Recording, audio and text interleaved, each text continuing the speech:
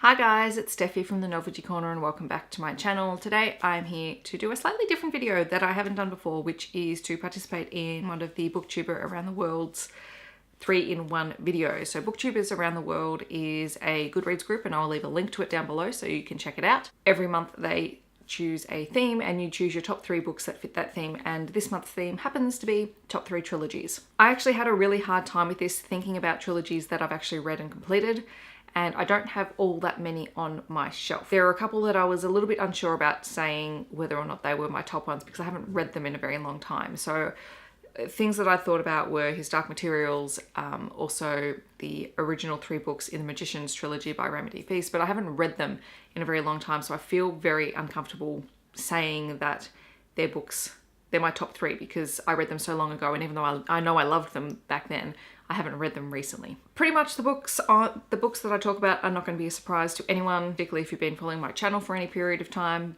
and you're probably sick of hearing me talk about them, but I'm going to talk about them again. The first trilogy I want to talk about is the Every series by Illumina.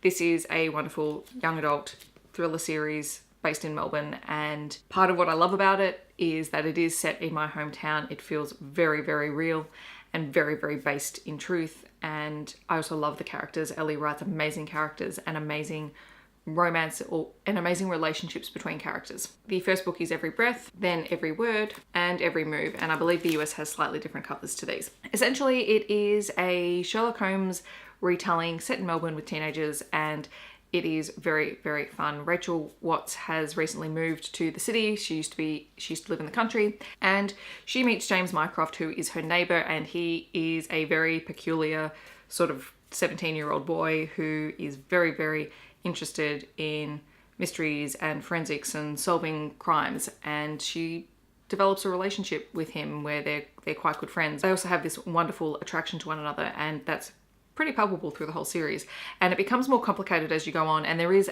a spin-off book and a prequel short story, but I'm not counting those as part of the trilogy because the trilogy itself at the moment is complete. Everything else is sort of extra. Also, unsurprisingly, I'm going to add the Illumina Files. It is written by Amy Kaufman and Jay Kristoff, and pretty much everyone and their mother knows about this series. The first book is Illuminae, then you have Gemina, and finally Obsidio, which is going to reflect all of the light. Essentially, the first book follows Katie and Ezra. They were former boyfriend and girlfriend, and they're on the rocks at the minute.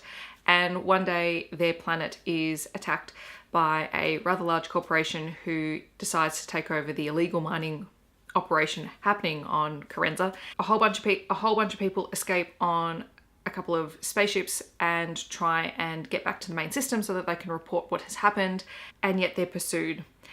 This book has space chases, it has crazy artificial intelligences gone mad, and it has some really cool relationship dynamics. It is told completely in mixed media format, so there are IMs, there are chat logs, there are reports, there's Aiden who has black pages and totally interesting thoughts because he's an artificial intelligence. The second book involves the second set of characters and takes place on board a jump station, and then that story marries up with the characters from Illuminae, and then the third book goes back to the original planet that was attacked, looking at the people who were left behind and how they are surviving in the face of an occupation, and then everything sort of comes full circle and all of these characters meet and have to work together to sort of solve this problem, and the whole thing is just fabulous.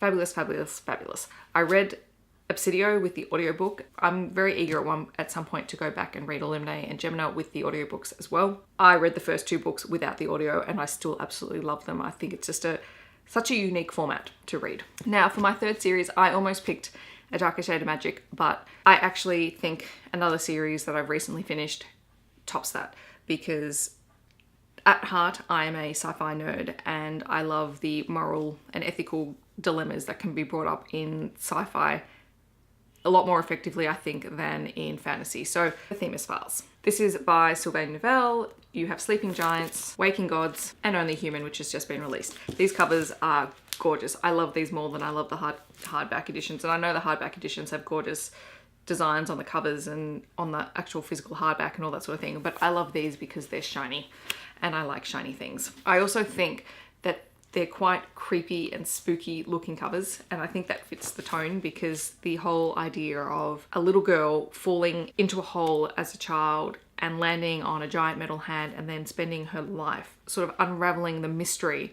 of this giant metal hand is so intriguing. Who made this metal hand? Where did it come from? What does it do? What's its purpose? And these stories really follow that through.